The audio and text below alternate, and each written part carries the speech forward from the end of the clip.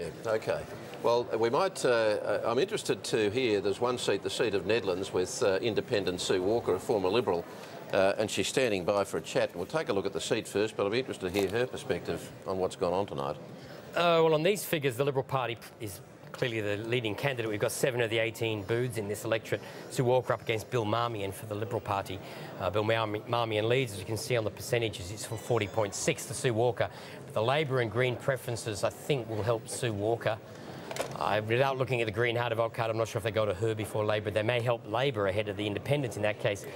We're currently saying that Sue Walker will win that seat, but if the Green preferences put Labor ahead of Sue Walker, then Sue Walker would be in trouble in that seat. Sue Walker, you've just heard Anthony Green. Are you feeling confident that you could win? No, I've never been confident that I win this seat, Rebecca. There are the major booths, the major blue ribbon booths still outstanding. And at the moment, I'm getting in there by the skin of my teeth. And I'll be surprised if I win. How formidable has Bill Marmion been as an opponent? Not very. Not very, but I've had the whole machine against me for quite a few years, and that's been formidable in the build-up over the years. I've got Julie Bishop beside me shaking her head at what you're saying. Well, I don't put much store by what Julie Bishop says, so... Has it been a ferocious... I'm the local member. Sorry, I'm the local member and I know what happens around here. And I'm very familiar with the Liberal Party, having been a member for 35 years. Well, can you give us a sense then of how it's been a ferocious battle for you? A ferocious battle for me? Well, you seem to be suggesting the party's throwing it all at you. Can you give us a sense of what's been happening on the ground?